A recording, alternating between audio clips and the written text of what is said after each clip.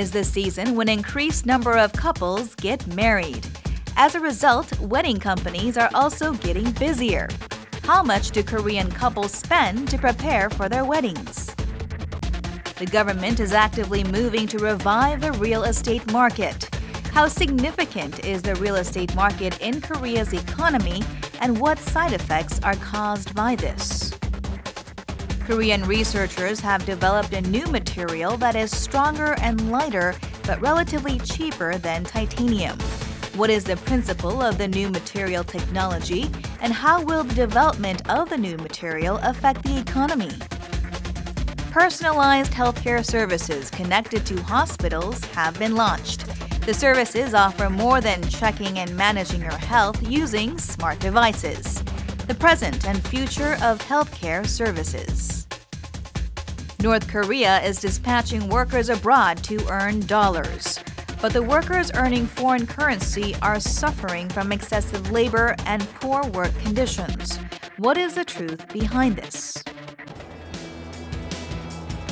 Hello, I'm Andrew Salmon and welcome to Bizline. Now, March customarily marks the end of winter and the commencement of spring. And with the blossoming of those spring blooms also comes an awakening of, you guessed it, love. Because spring is Korea's most popular wedding season. And that makes March a busy month, not just for would-be brides and grooms, but also for those companies engaged in wedding promotion and wedding management.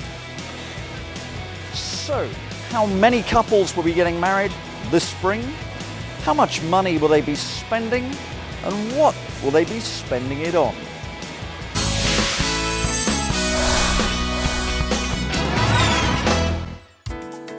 Spring wedding season is just around the corner. It is time when an increasing number of couples are getting married or preparing for their marriages. One of the biggest concerns for brides and grooms-to-be may be wedding costs, which have been increasing each year. We thoroughly examined the cost of getting married right here in Korea. One of the happiest days of our lives may be the wedding day. It is when a bride and groom embrace the bond of marriage and take each other as husband and wife. It is hard to describe the happiness of the bride and groom as well as people around them. But how much did they spend to prepare for the wedding? This couple minimized the cost for the formalities and housing loans, but they still spent a hefty amount of money. 한국은 집값이 참 많이 비싸잖아요. 그래서 집값으로 한 지출이 한 2억 5천 가량 되었고요. 그 외에 뭐 여러 가지 다 신부랑 합치면 약 3억 정도 들었는 것 같습니다.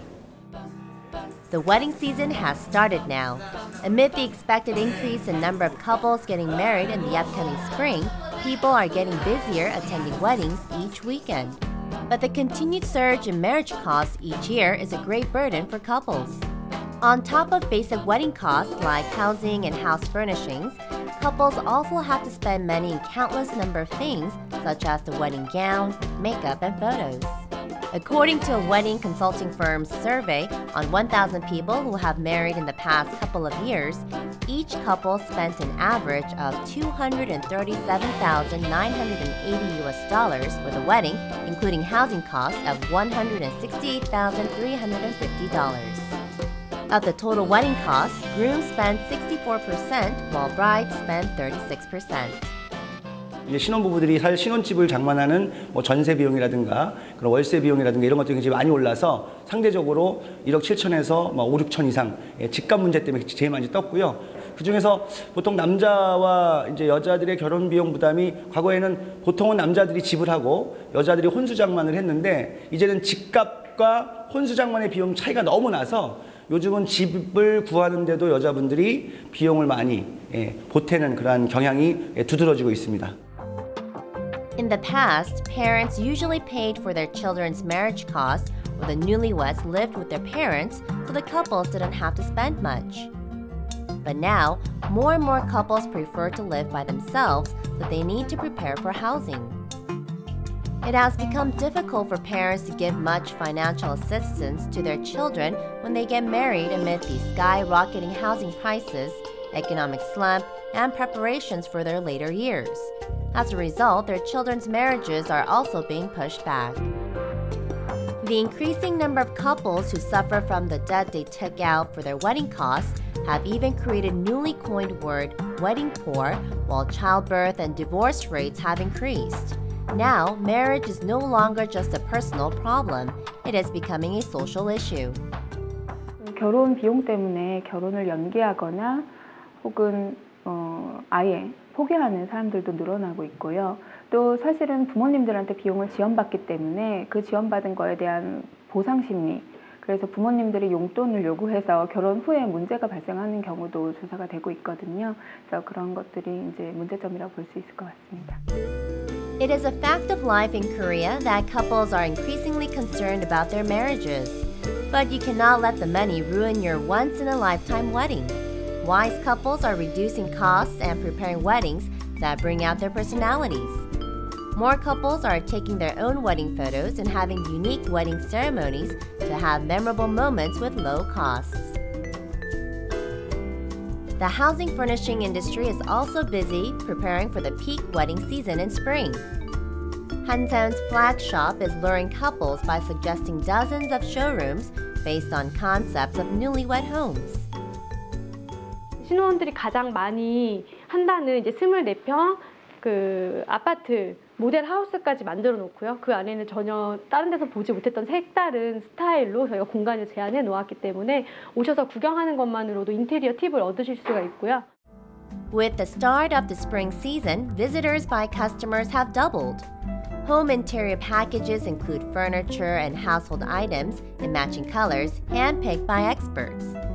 They are gaining popularity because couples do not need to worry about their house decorations, and they can also get a steep discount.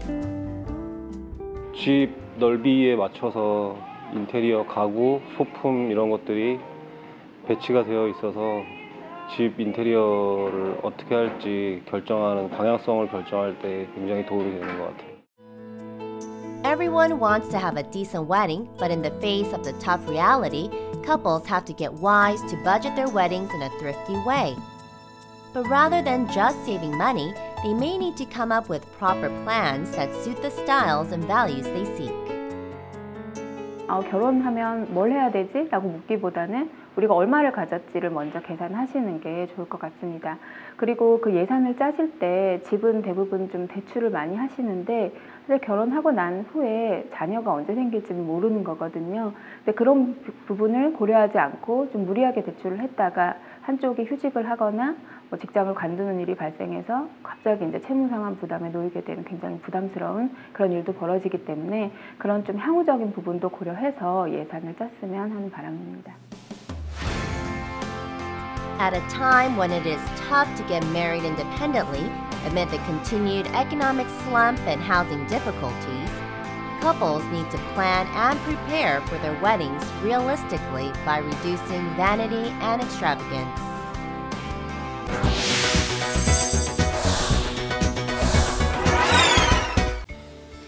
Property has long been the preferred investment destination for the ordinary Korean. As a result, both household economies and the wider national economy are heavily impacted by movements in the real estate market. Now, as a result of aggressive government policy, house transactions are in recovery for the first time since 2006. But wider trends, such as massive household debt and a falling population, taking an irreversible toll on Korea's real estate market. These are some of the questions we have for our guest today. He's a professor in the School of Business Administration at Jungwon University here in Seoul. Professor Park Hyun-woo, welcome to Bizline. Hello. Okay. As I said, traditionally in Korea, property was the #1 investment destination for the average Kim, Park or Lee.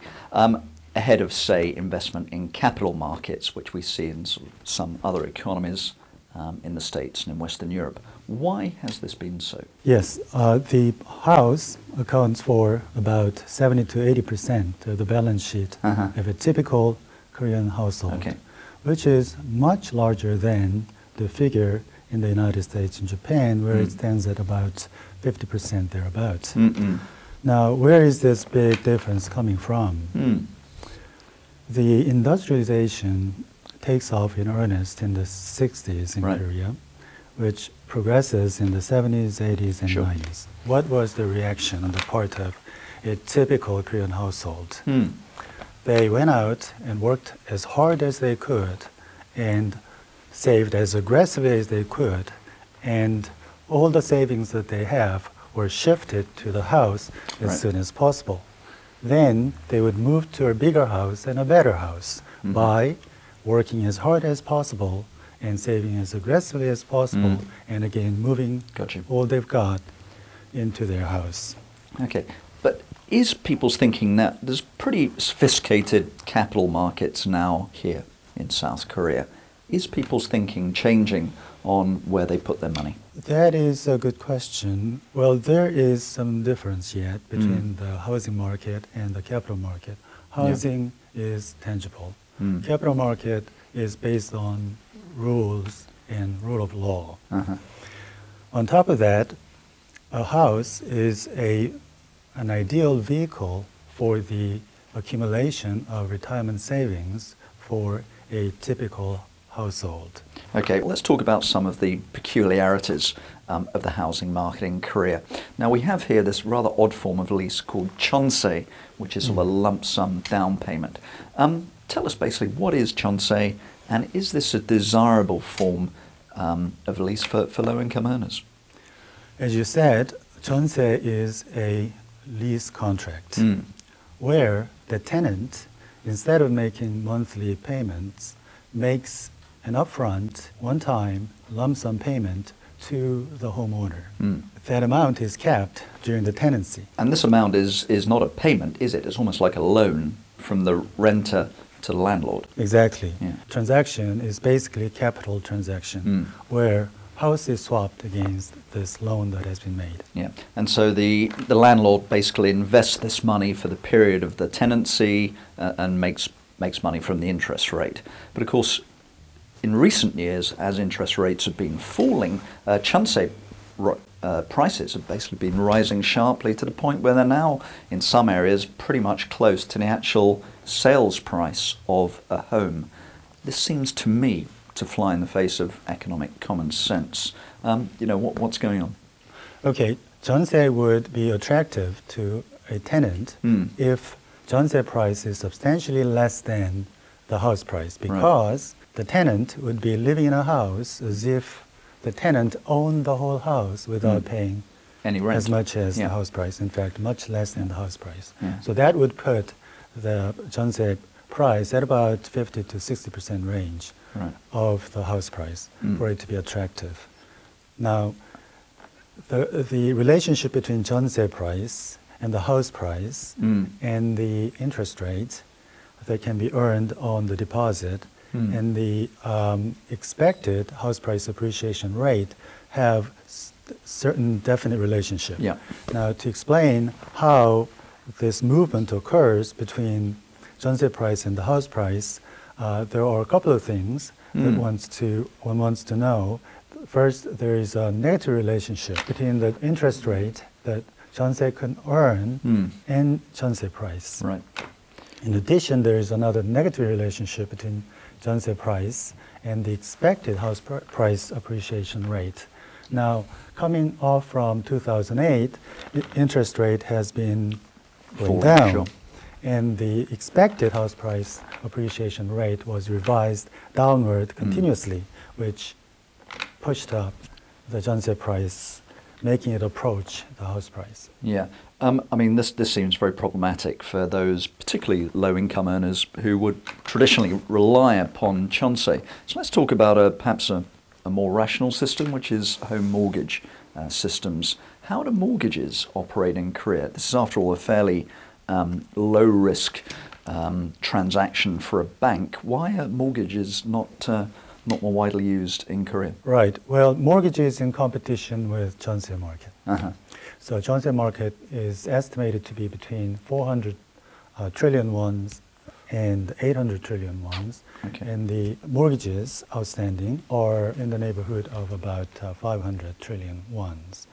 Now, the Korean mortgage market is undergoing constant regulatory changes. Currently, the maximum amount that can be borrowed against the house stands at about 70%. How does that compare with, say, Western economies? Well, that is in contrast to 80% loan-to-value ratio that is obtained in most OECD countries. Okay. On top of that, there is no really active mortgage insurance market, which would have allowed some households to be able to purchase the house without having 30% down payment. So in that sense, it is a little more restricted market than, let's say, an average OECD country. Right. Let's move on now to the government's recent sort of stimulus policies in the housing market. What are these policies and how effectively do you assess them as? Right. Government has intervened actively in the housing market in Korea for a long, long, long time. There was a massive property market boom that started about 2000 that extended out to about 2008, in which Korean government intervened very heavily to calm the market and essentially intervened by restricting flow of funds into the market. Once the market started cooling after the collapse of Lehman Brothers, government began reversing these measures, basically easing regulations. So instead of trying to cool it down, to try and heat it up. Right. Yeah. But the steps were very measured. The policy changes were very measured. Nonetheless, trying to undo these restrictive measures that were introduced during the overheating period. Now, Park Geun-hye government, which was inaugurated in 2013, introduced about 7 measures, which are directed at the property market. Some of them can be discussed to illustrate the type of things that the government has tried to do.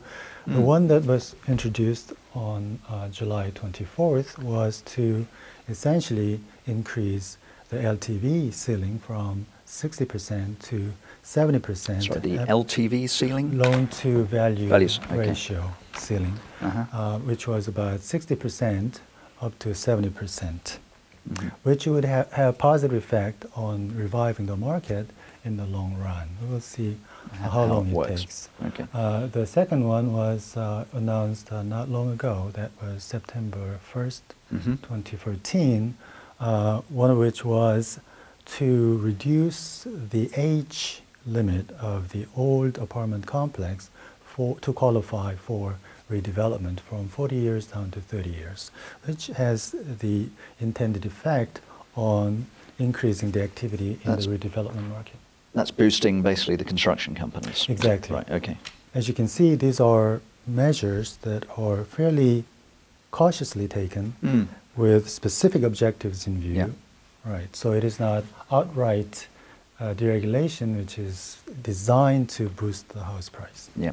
Are you pro or con on these policies? Do you think these are the right steps to take at this time? I agree with the policies that have been taken and the speed at which it has been taken, because one of the key objectives is to revive the market, but make sure that the population doesn't think that government is too weak. So it is going to liberalize all the regulations when it's cornered. Okay. At the same time, it will have to undo all the strict regulations which are introduced to prevent the overheating of the market. So how fast you go, I think it really is the job of the technocrats. Okay, but let's talk about bigger trends in Korea which affect the property market. I think in the 80s and 90s, it was fairly common for Koreans, who in those days had some of the world's highest saving rates, to actually buy their children, when they got married, an apartment, which would then become the new couple's major asset. But of course, after the credit crisis in 2002, Koreans went almost overnight from being these super high savers to super high debtors. We've got this household debt problem, which indicates to me that it's going to be increasingly rare now for Korean couples to be able to afford to buy their children an apartment in the future. So how are young people newly entering the property market going to be able to afford their homes in the present and in the near future? Right. There is a difficulty now. Yeah. Some things have to change. There is a segment of young population which is going to enter the market and find that their pay is not high enough and the prospect of pay rise is not very bright either. They will find that they cannot reduce their standard of living abruptly because they are living in a fairly wealthy country. And a very competitive one, yeah. Right. So that the savings rate is going to be very low, say 5% or even less than that. At that, it is not going to be easy. It's going to take a long, long time for them to come up with the equity to be able to enter to buy a home, market. right? Yes, exactly. So for them, they will have to stay in rental market, which is going to represent additional demand on the rental units. So we're going to see an increase in a rental market across Korea. Right. Yes. Okay. And let's talk about another issue, which is construction sector. Of course, this is one of the major drivers of the domestic economy, as opposed to the export-based economy, and it's traditionally, represented a very significant chunk of domestic consumption. But now, with Korea's population peaking and set to see a pretty steep decline, is Korea going to see a surplus of homes? And if so, what effect is that going to have on the domestic construction industry? Right. The construction sector typically accounts for 7% or so in OECD countries, and that is more or less the case in Korea. The household is expected to spend about 1/3 of their income on housing-related expenses. So, as you say, housing sector accounts for important part of the national wealth and national economic activities. Now, there are about 17 million households, and there are about 17 million housing units in Korea. 10 million are in high-rise buildings, and about 7 are detached houses or in low-rise buildings. So we've got about the perfect balance right now in terms of available housing and population, if I understand you correctly. Exactly. So what is going to happen is a replacement. Now, if there is a replacement of 3%, that represents about 500,000 units being introduced into the market, which I think is going to keep the building industry busy for a while. And in terms of the reduction in the population, that is not going to come to the industry or to the regulators as a surprise. It's well anticipated. So essentially what they're going to do is to reduce the supply to a point that it just meets the demand. There may be some deviations, but that is not going to cause major havoc on the industry. So we are going to have fairly vibrant in construction sector going forward, and the surplus may not be that much of an issue. And that close government interest is not going to evaporate anytime soon, I would guess.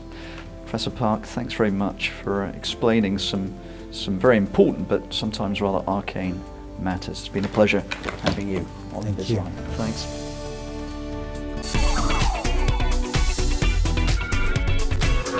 For those who frequently visit convenience stores, let's pay attention to this app that enables you to use convenience stores cheaper. App of the week is 1+1, which provides information on buy one get one free products sold at convenience stores. The app shows you discounted products offered each month. Information on discount is updated each month. It offers discount information at 4 major Korean convenience stores. You can choose to look at discount information by 1+1 product or 2+1 product.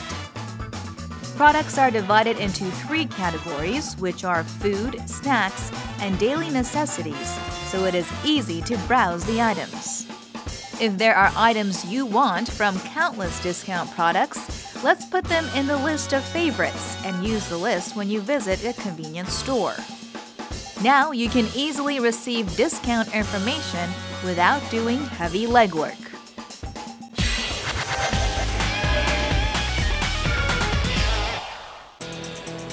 Vehicles with solid bodies are strong and safe, but their heavy weight spells fuel inefficiency. As a result, The auto sector is constantly looking to develop new materials that are both strong and lightweight. And currently, the material of choice is titanium. It's strong, it's lightweight, but it has a major drawback. It's pricey. However, a new material has now appeared which has all the benefits of titanium, but at a lower price.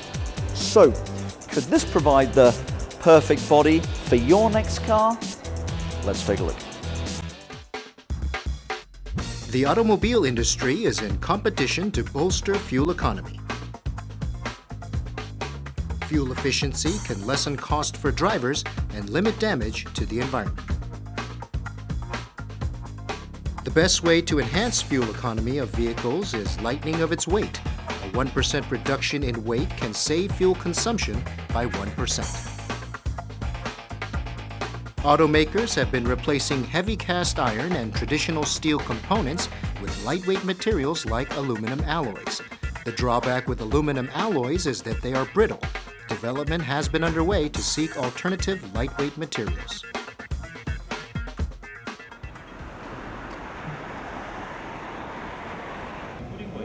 A local team has developed a new type of steel with improved tensile strength and lightness.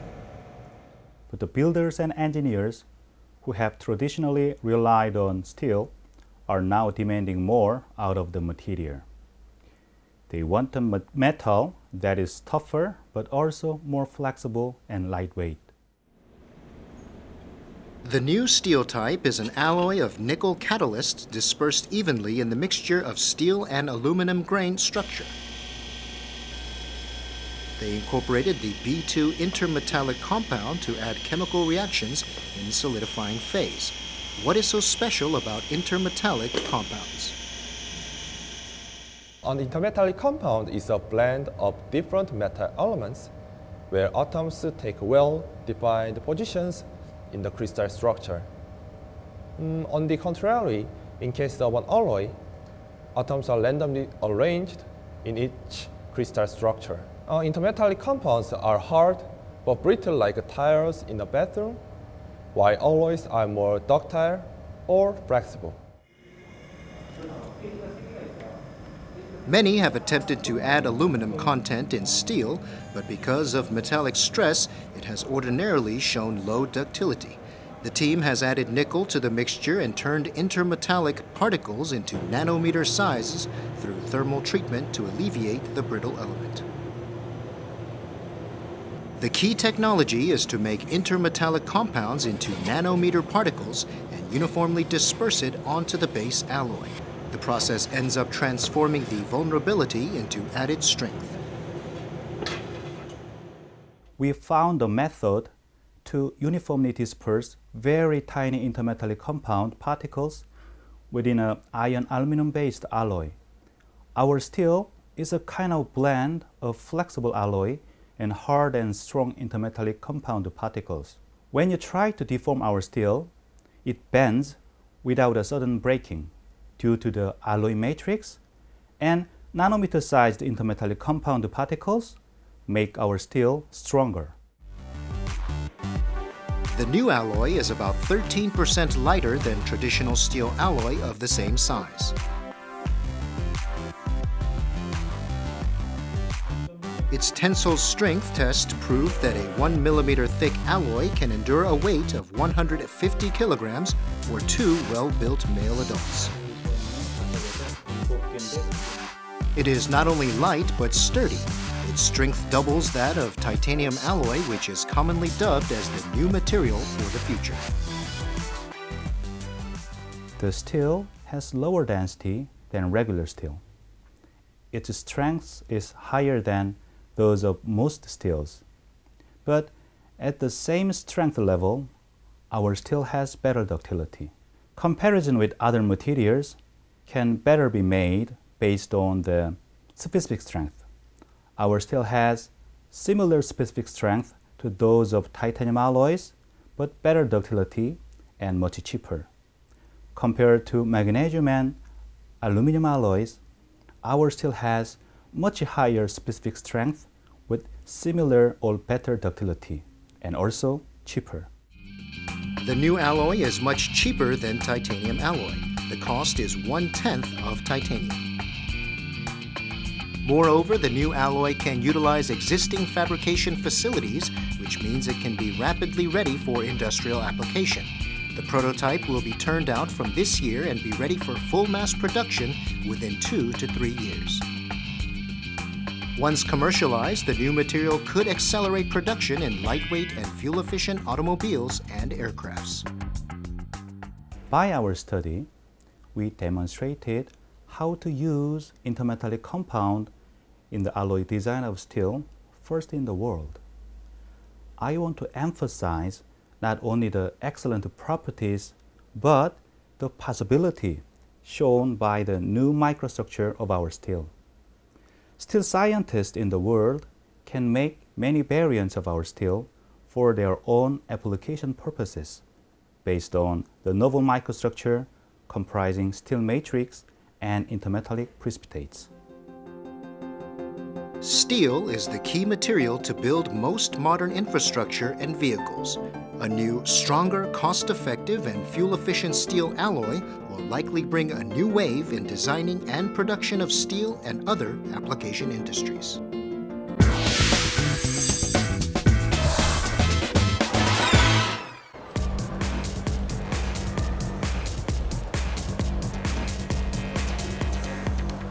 Digital gadgets like smartphones and smartwatches offer us convenient ways of overseeing health issues. We can measure our body composition, our physical activities, and so on. But now, new services that offer a far, far wider range of possibilities are appearing that enable us to oversee our health real time. They do this by sharing our data real time with hospitals and the professionals who run them, thereby enabling systematic management of our health issues. How do these services work? Keep watching. With the acceleration of global population aging and the development of information and communications technology industry, smart healthcare services combining ICT and medical services are rapidly emerging as a new growth engine that will succeed smartphones. Let's take a look at the present and future of smartphone and wearable device-based healthcare services. Yoo Soo-young has begun to exercise to control her weight. Besides sweatsuits and sports shoes, she has other must-have items for her workout. They are a smart band and a smartphone that help her to set exercise goals and coach her how intense her workout should be. After selecting her goal with the smart band, she begins to work out. While she's working out, her smart band checks her heart rate in real time and guides her to exercise with appropriate intensity. In addition, it measures her speed, pace, distance, stride, and calories. It gives her feedback and coaches her through vibrations and messages on the screen. 일단은 제가 제 몸에 맞춰서 운동할 수 있고, 그리고 제가 무리를 하게 되면 이제 진동으로 신호로 알려주니까 제가 무리하지 않고 제 몸에 맞게 건강하게 이렇게 조절해서 운동할 수 있는 게 참 좋고요. 그리고 앞으로 어떻게 운동해야 되는지 그 계획도 짤 수 있어서 참 도움이 많이 되고 좋은 것 같아요. The industry is introducing more and more mobile app-based healthcare services that measure your heart rate or check your physical activities.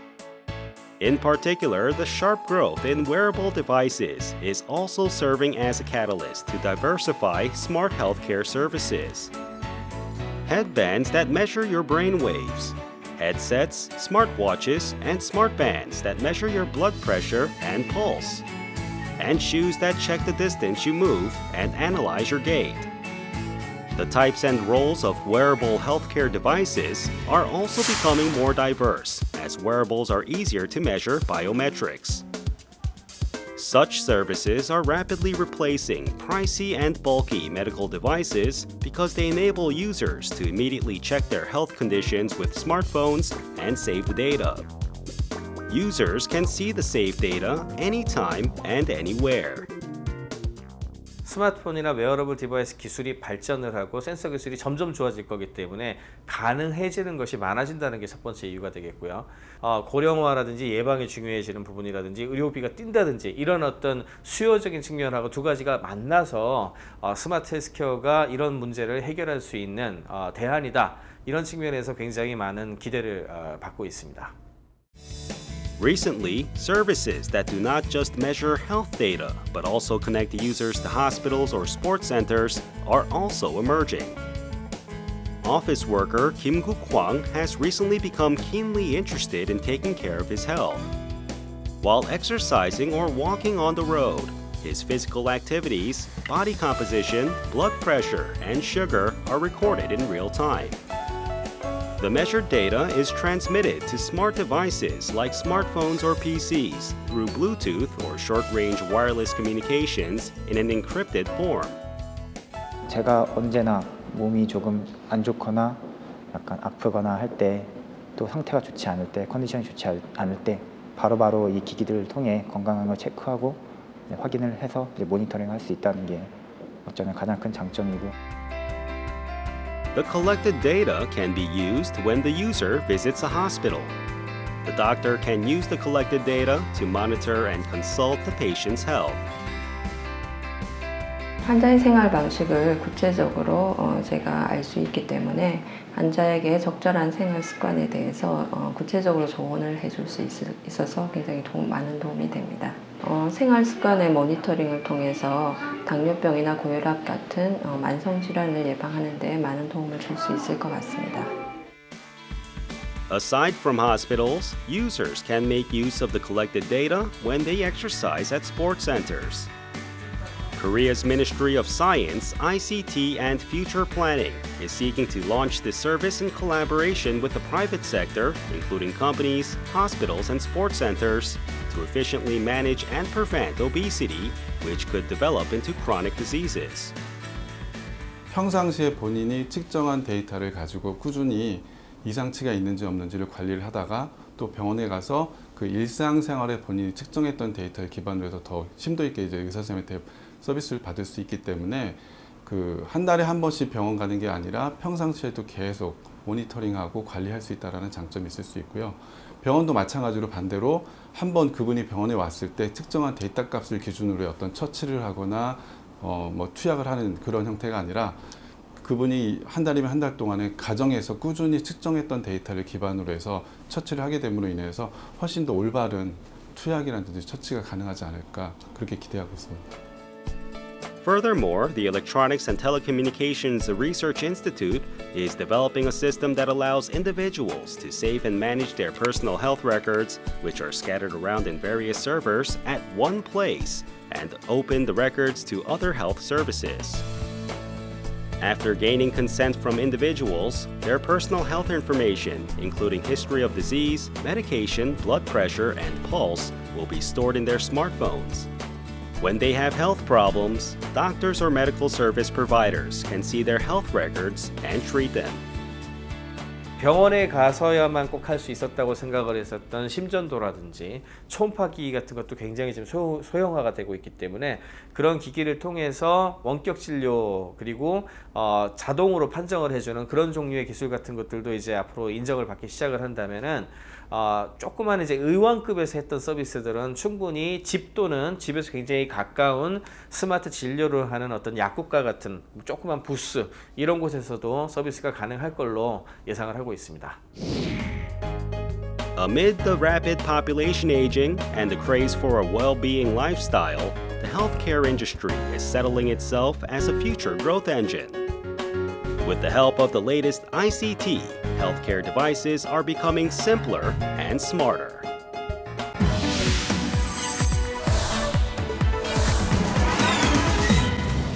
So desperate is North Korea for hard cash that the regime is dispatching workers abroad to earn foreign currency. But although these workers play a large role in earning money for Pyongyang, they suffer from excessive working hours and dismal working environments. Moreover, their labour rights and arguably their human rights are terribly neglected. So let's hear some of the stories of these largely invisible and unhappy workers.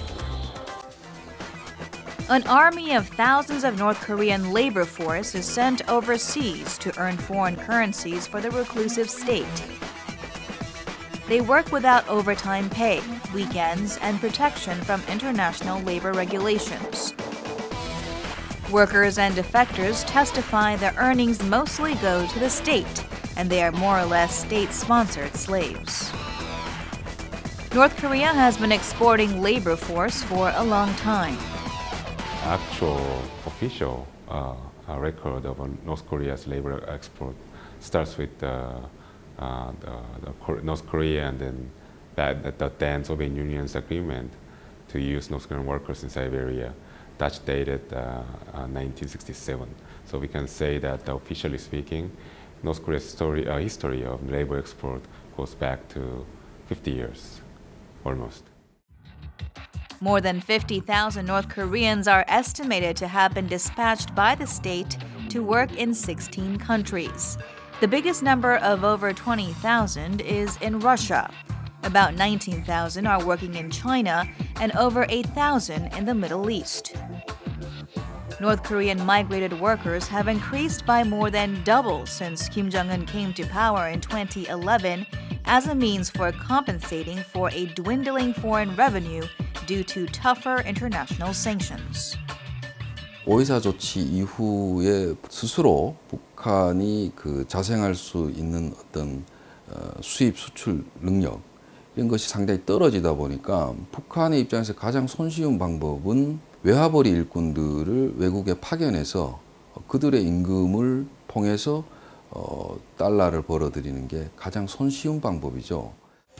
Since it is state-organized and administered for the purpose of earning foreign currency, Pyongyang would have to sign detailed labor agreements with host businesses or countries. The characteristics of North Korea's export of labor to different countries is that North Korea wants to sign state-to-state kind of agreement between the employee and the employer. It's a labor contract, usually takes place between the worker and the employer, but in case of North Korea, the state is actually in charge of representing the North Korean workers. So the policy for the North Korean labor contract is actually very detailed. But defectors who have worked as migrant workers testify that labor terms are mostly done verbally and rarely kept. According to the testimony, a North Korean worker would work as much as 16 hours a day and get just a day off a month. The labor term is normally fixed to 3 years, and the workers cannot return home before the term expires.